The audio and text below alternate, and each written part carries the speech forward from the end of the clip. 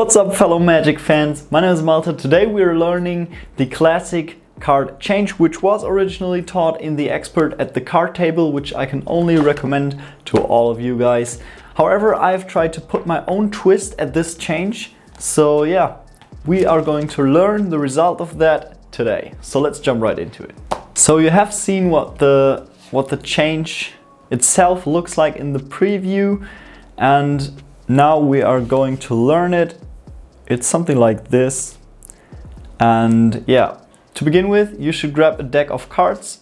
And with a deck of cards, I mean a newer deck of cards, so not your worn out cards that have been lying there for 3 or more years, but a newer deck of cards, because it will be significantly easier to learn and practice this sleight of hand move with a newer deck of cards, because the cards won't stick as much. I'm using here the Orbit version 6, which is my favorite deck so far. And yeah, let's talk about the move itself. So the move itself is, as some of you might have noticed, based on a double lift. So we're lifting 2 cards. If you don't know how to perform a double lift or a get ready for a double lift, then yeah, just check out my other video. I will link it up here or up here somewhere, and then you can learn a double lift first. So you're gonna do a double lift, and then here's what's gonna happen. You're gonna shift the card up to the front, and then you're gonna bring back the card that's down below, and then you're gonna swap them. And then you're gonna perform a second double lift to turn it back over. So there are a couple ways we can do this, and I will go over all of them. I will talk about the classic method first, and then I've put some own twists and tweaks on it, and yeah, we will talk about that. So let's start off with the classic method. This is done, which is basically just the way that you put your hand over it, and you will shift this card forward with your hand until your palm connects to the card below and can bring it back. And then what you're gonna do is bring that card over while you push in here and lay it on top. This is the classic change. And you can do this with the back designs. Obviously, you can just practice it like this. You don't have to do this double lift every single time you practice this. But this is the classic method, and it looks something like this when you perform it. And this is really the classic way this is done. So there are a couple varieties of things that you can do. So to make it look a little more natural, what I will do, for example, I will not come over and push this card, because the spectator might think, why is he pushing that card forward? Instead, I will lay my hand on there, and as I do so with this natural palm, I will pull back the deck instead. So this card stays the same. I will pull back the deck, and then I will do something like this. Also, another important aspect of this is the way that you reveal the change. Because you could do something like this, but it doesn't look really spectacular at all. So what I do instead, you can come up with your own ways. I do something, once you've changed it, like this, like I'm wiping and it changes, or almost as if I'm painting. Or I will do something like this, where you flick and it looks as the card is changed while you are flickering. Or you can do something like this, where you don't show the card and then do this. I don't know, come up with your own ways to do this. And there are really many ways.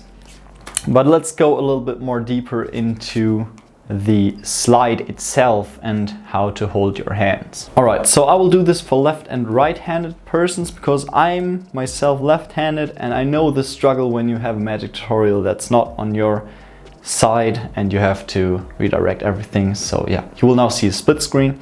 So what you're gonna do is turn over that card, hold the deck in dealer's grip, so 3 fingers on the side, index on the top, and your thumb along this line. And you're gonna come over with your card like this. As I said, push forward or pull. And then it's gonna happen, your palm is connecting here and you're gonna go back all the way like this. All right, so you have this card in your palm, go back all the way, use your index finger to push back, and now you're just gonna cover it up with your hand and lay the card down. So you will have the card in your palm. So that also means you don't want to have the spectators stand on the side of you or on the back, because they might see what's happening. Generally speaking, this is relatively angle proof, but it's not 100% angle proof. So if they have a bad angle from, like, say, down on the side, then they might see what's going on. So you don't want that. So in the best case, you want your spectator to be in front of you so they can't see what's going on. All right, so let's talk about the little twist I've put on this to make this a little bit more visual for the camera, to make this a little bit more visual in the real life. Here's what I usually do in my performances. I will do something like this. And this wasn't as clean because I did a triple lift there. Pardon me. Let's try that again. But I will do something that looks like this. And then you switch it. All right. So this is what I used to do. Let's talk about this. The basic method is go back, front, boom.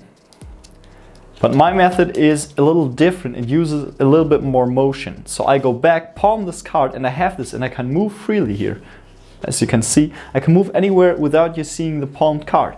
So I will just go back and do like this little circle thingy. I will show almost the full card. I can even do something like this if I want to, so they can see the full deck, but that's obviously a little over exaggerated. But I will go almost have it on my palm laying here and do a little circle and then come over and then reveal the swap. I think that looks so much more visual than just going back and forth, because they will know what's going on if you just do this over and over. But if you go like here and really take your time and yeah, leave it to the imagination of the spectator right here, and then you're gonna come over and just in this motion, because they won't think that you've done anything here, because they think when the card swaps is exactly at this point. But where would the card be coming from? And they don't know where you've got it. So yeah, I think it's a quite, it makes the effect a little bit stronger if you do it that way. But yeah, you can do it your ways. You can come up with your own little twists and tweaks to this. It is a really basic technique in card magic, which is oftentimes overused. But I think if you take your time and use it correctly, then it's quite strong. It can be really good. You can also do something like this where you only turn over one card and then do something like this. Or yeah, really, you can do many nice routines with this. And this is the next point that I want to talk about: how to put this in your routine. And as some of you may already guessed it, you want to have the spectator select a card. This is the basic routine you can do with this. And then you're just gonna, you're just gonna bring your card to the top of the deck. So perform a control. I've talked about controls in earlier videos too. English is something else today. Yeah, but you want to control the card of the spectator to the top, then perform your double lift. And this is basically just, if you controlled the card of the spectator to the top, you could do something like this and say, boom, this is your card. But it's not as powerful as performing a color switch or a card switch, right? So you're gonna say, is this your card? Turn over the second. So basically do a double lift, and they will say no. And then you can perform this color change, and the card magically turns into their card. And they will be like, what the heck, man? How the fuck? Here's another idea that I had. You could basically have them select a card once again, control it to the top of the deck, say I'm gonna take a card too, but because I know all of the cards, I'm just gonna take the top one, do a double lift and say, well, the 10 of diamonds, that's my card right now, but I'm gonna turn it into your card. I'll really come up with a story about how you link those two cards and then they can swap positions and switch into each other, because they will think their card is somewhere lost in the deck, and then you just turn your card into their card. And then what I like to do is to perform another double lift and they will think their card is on top now. So you're gonna grab the top card and then transform it back into your card, which is something like a double magic action going on with a little extra kicker at the end. So yeah, that's a way to perform it as well. So yeah, you have two nice routines to do this with. Practice this with a nice deck of cards. It won't take too long, so this is really a quite easy thing to learn and to do, and it's quite neat to have in your repertoire when you need it. Anyways, yeah, this is basically the full tutorial. I hope you enjoyed it. I hope you learned something new. If you did so, please leave a like and consider subscribing. It would really mean the world to me. If you hated this video for some reason, then leave a dislike. And until then, I will see you guys in the next one. Bye.